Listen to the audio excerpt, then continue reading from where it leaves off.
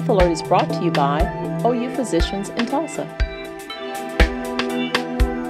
Hello, welcome to Health Alert. I'm Pam Butler. Today we're going to talk about youth interventions, and joining me is Vyncent Madden. You are a former Blood gang member, correct? Correct. Now, before we sort of get into what you're doing today and the interventions that you assist youth with, I want people to, because several months, probably about a year ago, we did a show where we looked at sort of your background and the gang affiliation and things like that, but people may not have seen that or need an update. So let's start there. You were a member of the Blood group, the Hoover. No, the Hoovers is Crips. Hoover, okay, I still can't get it right, Vincent. Rip Boy, I was from the Rip Boys. The Rip Boys, okay. Right. Tell us exactly how you began your gang involvement, at what age, what drew you to that kind of lifestyle, and we'll get into a little bit about that lifestyle. It started when I was a teenager, and most of my homeboys, we grew up in the same neighborhood off of Frankfurt by Chamberlain Park area, 51st, 52nd, 53rd. Okay. So it's just most of us that grew up in the same neighborhood, and some outside of the neighborhood, but the majority of us was in the neighborhood. Okay, now what drew you to a gang? Because sometimes we think, kids can hang out, but they don't have to be in a gang. So what made you go to the gang affiliation? I think we all hung out anyway in a big clique, and when people in the gangs from California start coming here, or whatever, that's when it all started clicking up. And then we got tied in with the APBs, Athens Spark Bloods, and you already had the Hoovers here, and other different Crip sets here, or whatever the case may be, and we took in with them. But at that time, we wasn't really offense no color thing. We wore a lot of royal blue at the time, Kansas City Royals, and that was our clique, and we was just beefing with gangs sets from here. Okay, now people often think that youth will get involved with gang activities, see if this applied to you, because of broken homes or parents not in the home or severe economic problems coming from poor economic backgrounds, or just the need to belong. Is that anything that is true, and how did it apply to you? All the above is true. But like I say, we all hung in the same area. I grew up in a single parent home.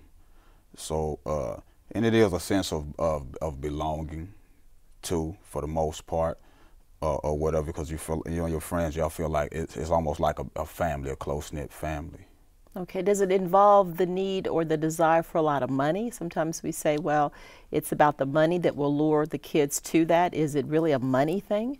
It's the money, it's all the materialistic things that come with that, you know what I'm saying? Because drugs bring money, money brings cars, money brings jewelry, money brings girls, money brings a lot of things, and money brings trouble too.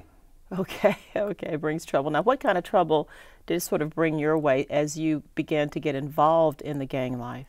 It can bring you trouble because if people know that you're selling drugs and or whatever, and see you having nice things, it can cause people to want to anybody on the outside that don't have what you have, you know what I'm saying, it can cause them to want to rob you and take what you got. And if you don't give it up, you can end up losing your life.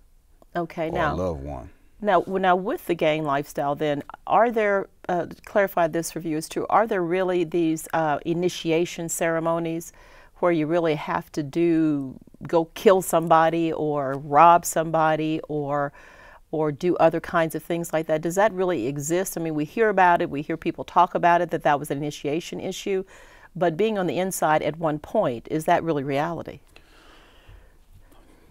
Yeah, I mean, it's reality, you know what I'm saying? But like I say, in the clique that I come in, we was already running together, but so it wasn't really, for those of us that was official, yeah. It didn't happen. It didn't happen for us. For those that wanted to come in, then yeah. Okay, so those things really do exist. You can't, I mean, it wasn't that serious to us where you had to go kill nobody, but in this day and time, yeah, it's like that. But in some affiliations and some gang lifestyles, that can be there. Yeah, there's some violence there. Okay. To get initiated. Okay, now what made you sort of decide that this wasn't for me anymore? Because we often think that too, that once you're in a gang, you're in it for life. Because as you get older, you start getting mature. My thing of it is I got tired. I get tired of looking over my shoulders. My thing of it is I got a family, and I don't want to put nobody at risk. say you that you one of my enemies and I have my grandmother or anybody in the car and you shoot at me and then you hit and kill my grandmother, but you trying to get me. So then I got to live with that on, you know what I'm saying? I got to live with that for the rest of my life. So I didn't want to live like that. But not only that, then that's going to make me want to get your family, you, and whoever else I got to get to you. Because I want you to feel, you inflict pain on me and my family, then I'm going to inflict pain on you and your family. Well, you know, that's sort of, we used to think that there was like a code, and so you're sort of saying there isn't, that if you're in a gang lifestyle, it's just the gang members that are going to vie against each other and the families are okay. But that's not the case. No, it's not necessarily. Okay. Not necessarily. It's like I said, because if you accidentally shoot a family member of mine, and I know that you're not trying to shoot them, right, but you're trying to get me, 9 times out of 10, you're going to go into hiding. So if you're going to go into hiding, I need to get you to come on out. So you know what I'm saying? So our thing is eye for an eye, tooth for a tooth. You take one of my family members, I'm going to take one of yours until I get to you. I see. So it's to flush the person out, even though you know they didn't intend to kill that other person, but it's still a whole part of the cycle. Yeah, but if I can get to you first, that's cool. Okay. If I can get to you first, but if I can't get to you, then I want you to feel my pain too. Okay. Now, so you can get out, because sometimes kids that may be in gangs may feel that once they're in, they cannot get out. But you can get out. And are there repercussions to getting out? You can get out anything you want to get out, and my belief is because I believe in God. And I just believe that if God carried me that far, then he'll bring, you know what I'm saying, then he'll allow me to come out. You don't allow me to make it this far, you know what I mean, just for nothing. So I walked, you know what I'm saying, in faith and believed, you know what I'm saying, that, hey, you gonna carry me through this. Yeah, did I hear some havoc behind it? Yeah, but did anybody touch me? No, you know what I mean? You can say what you want to say to me, just don't put your hands on me. Okay, so do you have to still live a kind of lifestyle where you are watching out and being careful, because you know people might want to still retaliate because you're getting out? I never gave it no thought like that. Because I never walked around really like that in fear or whatever, because I mean my faith is in God. So I don't look at worry about what man could do to me or what he might do to me. I look at it now as my thing, but since my lifestyle has changed, that if it's my time to go, it's my time to go. That's just the way I look. So I don't look back and wonder if anybody gonna see or whatever, because I still go back to the hood and see some of the homies and we talk or whatever, and they see that my lifestyle is changing and they respect that. Okay, so for kids that are trying to get out of a gang, or you're trying to mentor with, what do you tell them? Because like I said, there can be repercussions. Like I said, you didn't experience them, and you had a different point of view, but for a child that may not have such a strong faith, what do you tell them about being able to get out and how to get out? My thing of it is that I ask a kid then, do you believe in God? What if they say no? You know what I mean? Then you need to be, and then we'll just talk. You know what I mean? And I share my life experiences with them and ask them then, is this how you want to live? Is this what you want to put your parents through? Then you have to make you know what I'm saying? If you you made a decision to live this life and you live in fear of living this life, so what's the difference if you come out? You know what I mean? Because as long as you live this life, your family is in harm. But then when you walk away, you're not going to be in that much harm. Okay, well, we're going to unless you stay running around people. Okay, we're going to take a really quick break and come back and pick up on that, okay? Okay. Please stay with us. We'll be right back.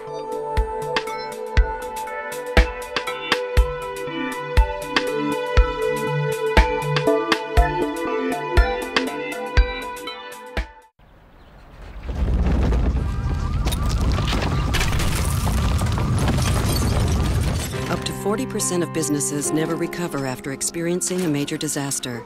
Make a plan at ready.gov/business. Welcome back. To continue our discussion looking at youth interventions, joining me again is Vyncent Madden. And Vyncent, again, you're a former member of the Blood gang. Yes. The Rip Boys. Rip Boys, okay. Now I want to pick up again on moving into youth and what do you do? Because you do mentor youth, you do interventions. We were talking about what if you have a child who doesn't have as much faith as you have, and you were talking about telling them you were living the lifestyle within it. If you get out of it, what's the difference? Does getting out of this gang increase protection for your family? Because you mentioned how people may be after a certain person, and once you get out, maybe there's some things that you were doing or you did where people want to retaliate. Does that kind of diminish once you start to get out? I mean, how do you talk to them? If you don't really want, if you want to get out of that lifestyle, then you can. Then the thing of it is you just don't go, you just stay away from that. You know where it's at. You know where all the trouble is at. So don't go there. You know, find something else to do with your life. Find something positive to do. Go to the gym. Go hang around kids that's trying to do positive things. Surround yourself with positive people. And as long as you got yourself surrounded with positive people, you don't have to worry about that, because 9 times out of 10, if you stay away from that long enough, the person that's mad at you, that's going to blow over. And when you do see them, 9 times out of 10, they're not going to do nothing. They probably just going to say something all off the wall to get you all riled up so it can jump off. But if you just don't go around that, you know where it's at, then you won't have that problem. So even if they're saying things to try to get you to re-engage, you know, rile you up, to get you to respond, then how do you talk to kids, or do you help them understand just don't respond? If you're there, it doesn't mean that you're less than a person, because sometimes we think about, well, they're trying to attack my personhood, whether it's the manhood or the womanhood or whatever it is, because we have females in gangs too. Is it just teaching them to just let it roll off, because that is the only purpose it's having? In fact, yeah. At the same thing, but at the same time, when you work on them, you have to help them change their thinking process too. Okay. If you don't change your thinking process, then you're gonna always allow words to offend you, and you're gonna go through the rest of your life like that. So the thing of it is that you have to work with them now. And my point is I share all my mistakes and errors with them. So then, hey, if I share all this with you, then you ain't got no reason to run into that brick wall, because I done already ran into that brick wall for you.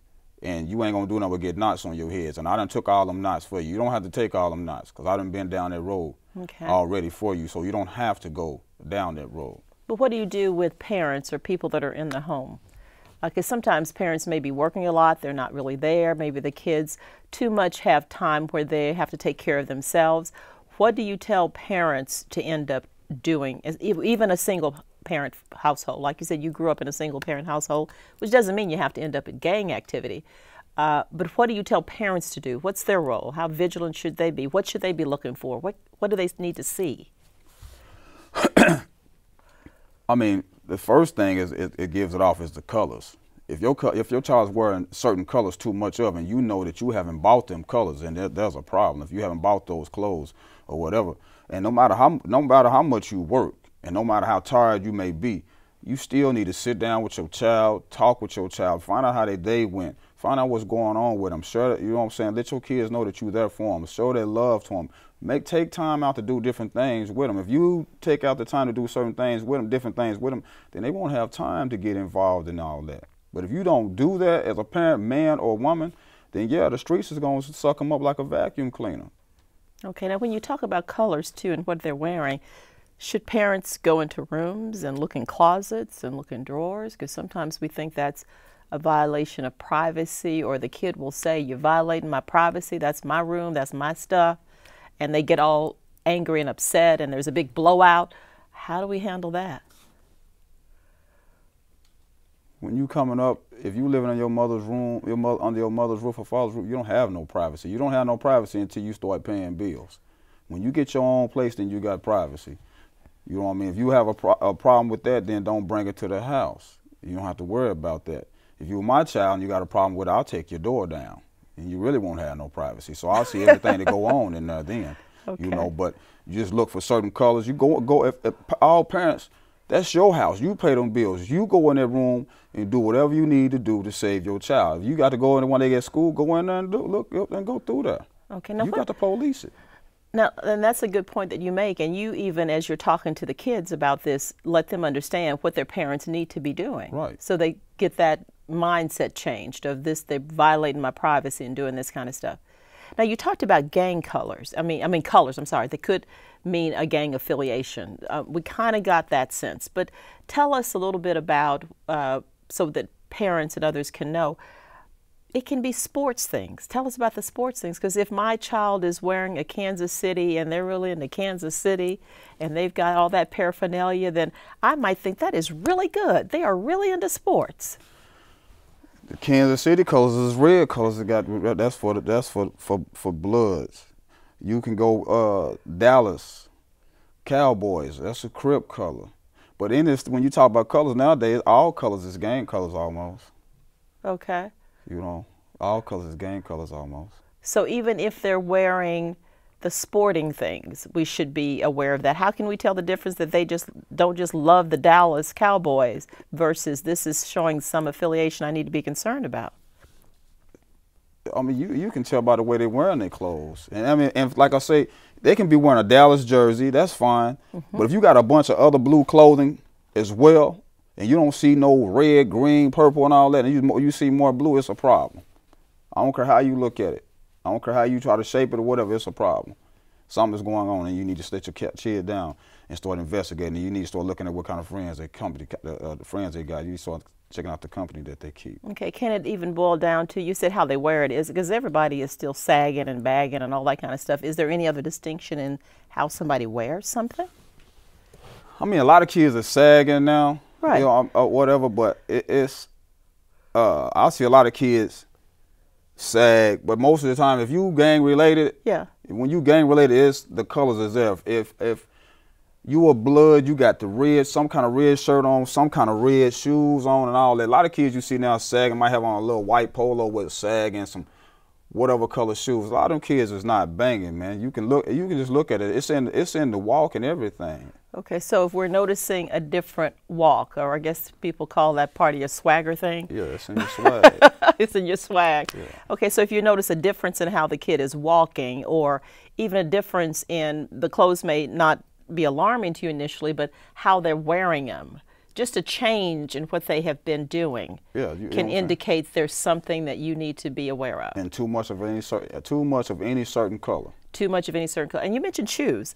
So the shoes, we need to watch shoes. Yeah, it's gonna be in there. Yeah, I mean, it's in there. You like, for example, why would you be a Crip and you got on a blue Dallas jersey, and then you got on some shoes over here like with some red in it? Why would you do that? It's not gonna happen.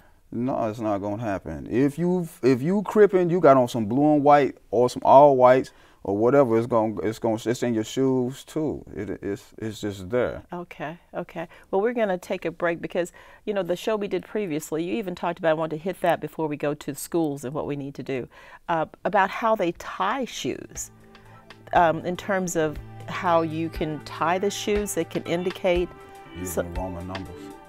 Yeah, I want you to talk about that because that's something else that we would never think to look at, how our kids are tying their shoes. Okay? Okay. Stay put. And you stay put. We'll be right back.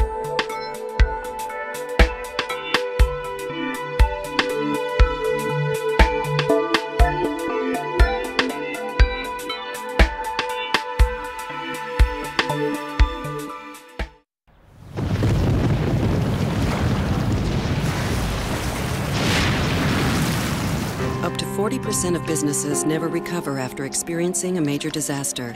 Make a plan at ready.gov/business. Welcome back. To complete our discussion looking at youth interventions, joining me again is Vyncent Madden and your former Blood Gang member, the Rip Boys. Yes, ma'am. Now, when we stopped, we were talking about shoes and how we might need to look at our children's tennis shoes and how they're tying the shoes. Tell us about this tying the shoe thing that we need to be aware of. It's in the shoelaces like they use Roman numbers. You know what I'm saying? Like if you from 5'4", 54th, that's what they call it, 5'4". And this shoe it'll be like the 5, and then the other one will be like the 4. It's in the lace is how you lace it up. You know what I mean? It's all kind of different signs that they use, particularly because they're in the schools, and they got to wear uniforms. So if they can't wear their colors like that, then they'll do it through the laces in their shoes. Okay, so be aware of shoelaces and how they're tying, because that can signify. What about, especially in the schools, like you said, where there may be more uniform codes, the bandanas and the different things like that? I mean, in the show that we did previously, you even mentioned, I want you to talk about that again, the bandana in the pocket and what that could mean. You know, because sometimes we think bandanas are innocent. Well, they won't allow them to wear them in bandanas in school now, but that's one of the things. But you know, you got them little rubber bands they wear on their arm, the little wristbands. Yes. Them is colors too. Them symbolize as colors too. Or another thing, the little belts that they got. They got all the different little colors on them.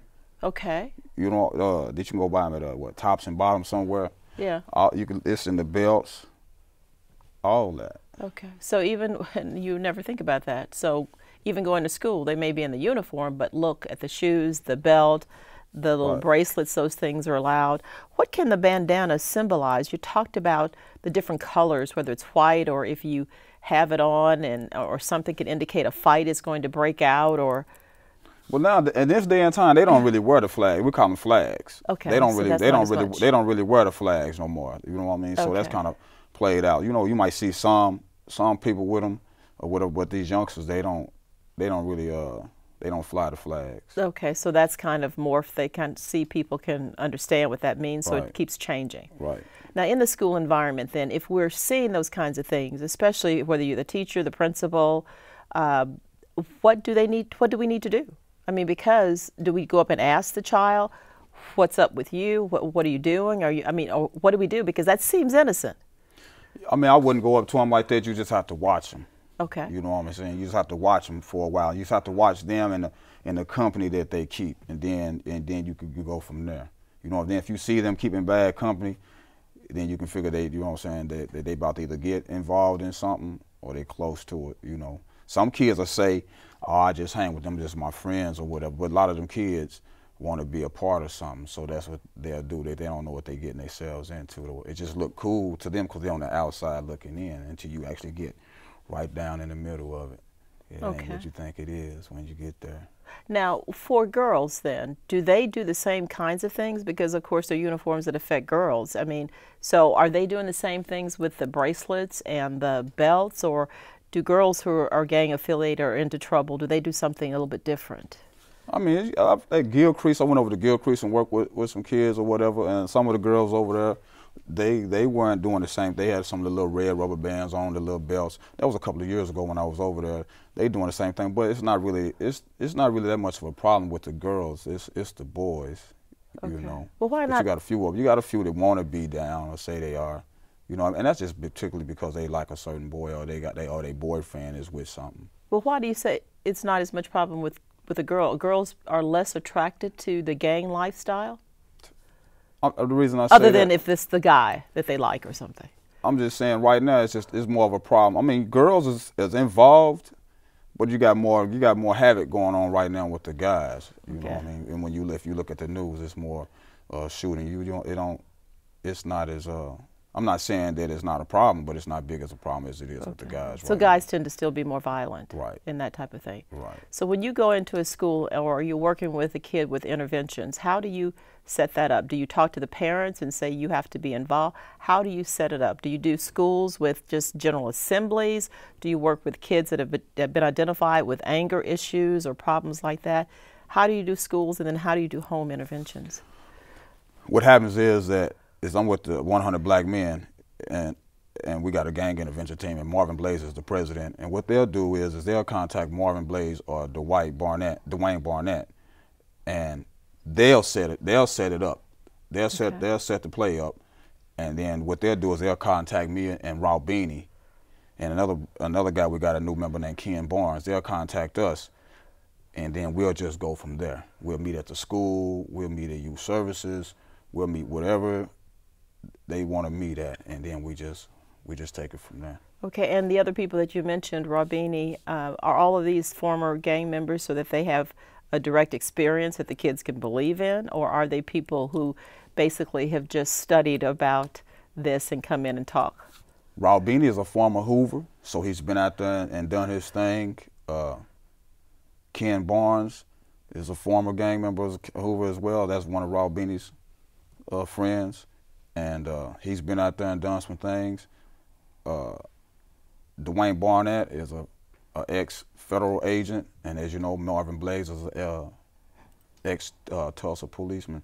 So with the team, there's a little bit of everything, and nobody is a wannabe. Everybody has been out there and experienced something. So that's what makes the team so unique. What do you find, you know, as we're looking in our last minutes here, what do you find is something that the kids seem to reach out to you about more? I mean, what does it seem to be a great need of theirs or something that they really want to know? Do you find some common themes no matter what group of kids you're working with that they are all seemingly presenting to you or asking about? A lot of kids are,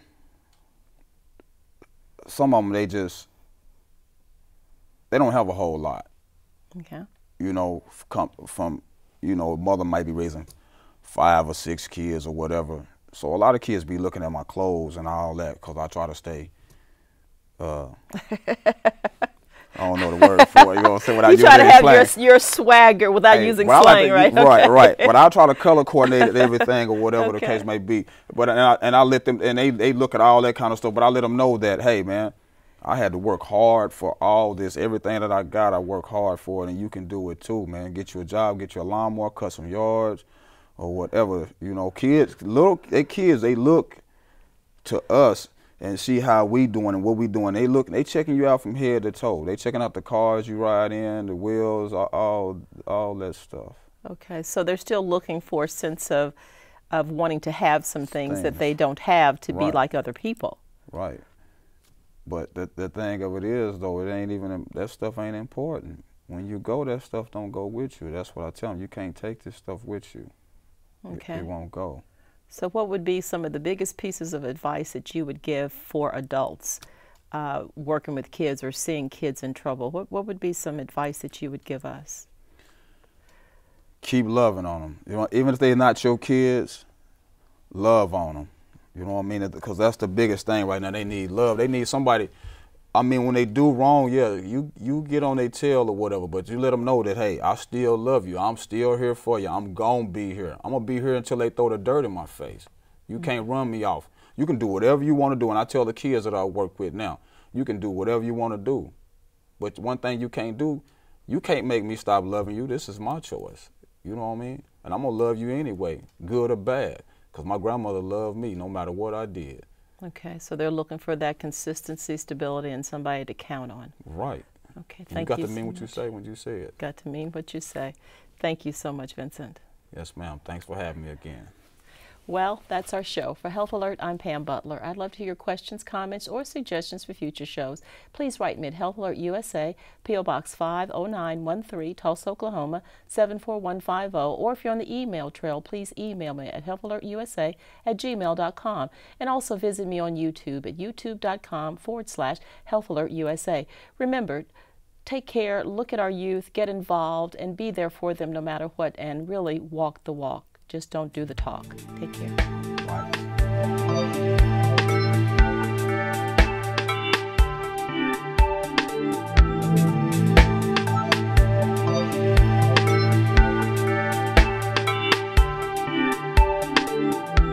Health Alert is brought to you by OU Physicians in Tulsa.